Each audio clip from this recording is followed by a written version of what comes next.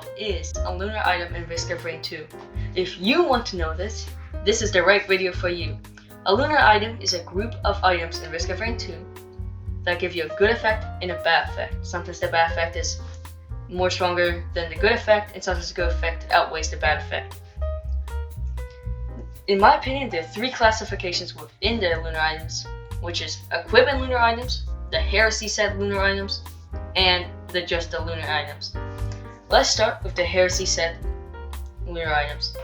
First is Visions of Heresy. It replaces your primary with Hungering Gaze, which makes you fire a flurry of tracking shots that detonate with a delay, dealing 120% base damage. Holds up to 12 charges plus 12 charges per stack and reloads every 2 seconds. All but one of the Heresy set lunar items increase the reload time.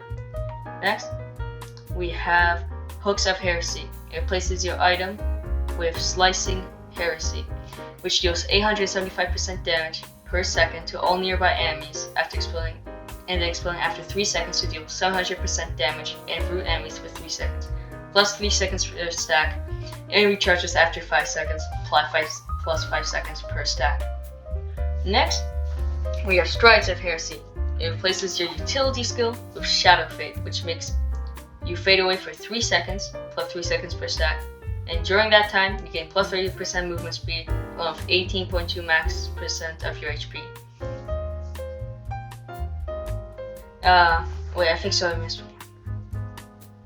No, but that's all the Heresy set of lunar items. When you post editing me, I've accidentally forgot to talk about the Essence of Heresy.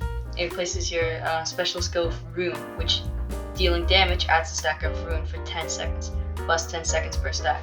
If you activate the skill of Rune, it deals extra damage by detonating all enemies with Rune at an infinite range. So you can do it like half across the map. It deals 300% damage, plus 120% per stack, and recharges after 8 seconds, plus 8 seconds per stack. Good to finish off enemies, which rarely happens, but if it does, nice. Or just dealing extra damage by editing me out. Get all 4, you become the Heretic. I won't go into the Heretic character in depth because this is about the lunar items and not about the Heretic. Next, we'll go into the equipment lunar items. The equipment lunar items act as equipment, but they can damage you or deal the negative effect to you too. Let's start with Spinal Tonic. When you use it, you gain increased damage by 100%, along with attack speed by 70%, armor by 20%, and max HP by 50%. And your passive health regen increases by 300% and movement speed by 30%. Really good effect, but to balance it out, after the 20 seconds of the effect passes, you have a 1 in 5 chance to get Spinal Affliction. This makes it so you have minus 5% in all stats permanently.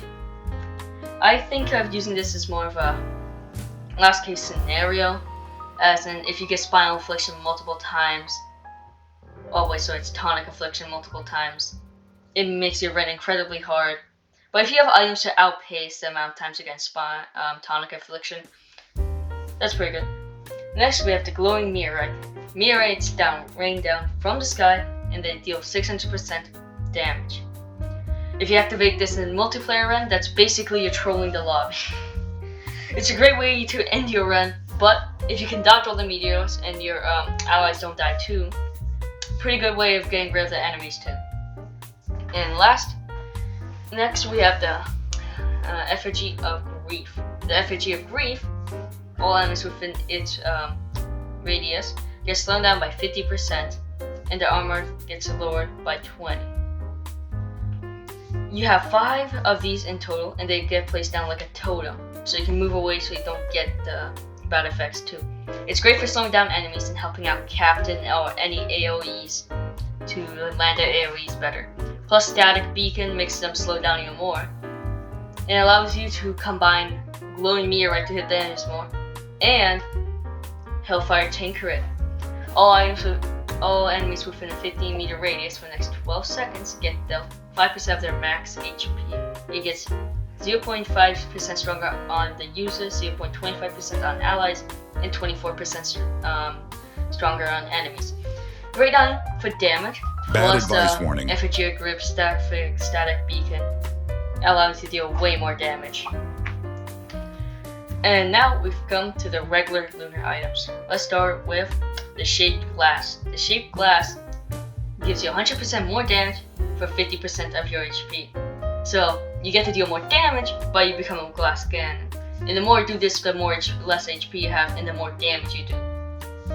It's great if you want to do a ton of damage, but you also should probably get shield so you don't get dealt too much damage. Next we have the brittle crown. On getting hit, you have a 30% chance to get 2 gold plus 2 gold per stack, or you lose gold on taking damage equal to the percentage of your HP you lost.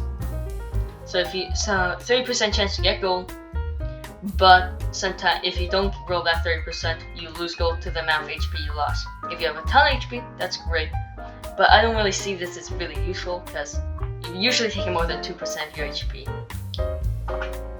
So by the stats, it seems to be absolutely useless, but I'm gonna try this out in the game, and if it is useful, I'll probably put in the editor notes.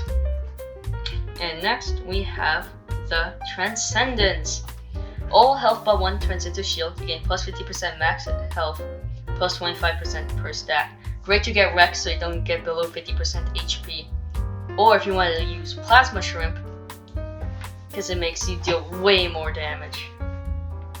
Then we have Purity. You get minus 2 seconds on cooldown, plus 1 per stack, and all random effects are rolled plus 1 times for a higher chance to get unfavorable outcomes. So if you roll a Shrine of Chance, you are less likely to get an item. It's great to lower your cooldowns, but it depends if you're willing to take the bad outcomes more often. And next we have the Mercurial Ratchus, I think that's what it's called. You randomly place down a word, which is similar to like the effigy of grief, so like a totem. And all enemies within a 60-meter radius gain plus 50% damage. Great if you want to deal more damage, but also depends where it gets placed. But it's not bad as long as you can kill the enemies faster. And it depends on the enemies that get in there. I don't really see the point of having this one, but if you want to have it, you can. Next we have Gesture of the Drowned. Reduces all equipment cooldown by 50% plus 15 per stack, but uses the equipment when it's on cooldown. Depending on the equipment, it's good, but most equipment are really good because it just spams it. And then we have Corpse Bloom, healing plus 100%, but all healing is applied over time. You heal for 10% of your max HP per second, minus 50% per stack. I don't know if the minus 50% per stack applies on if you have 1, but if it does, then Corpse Bloom is useless. If not, then you can have 1, but having more than 1 will be pretty bad. Next we have the Defiant Gouge. When you use a shrine, it summons stronger enemies nearby, scales with time. Don't see the point unless you want to have more of a challenge or you just want to get more gold. And last one is Focused Convergence. The teleporter charges 30% faster, but the radius of where you can charge it drops by 50%.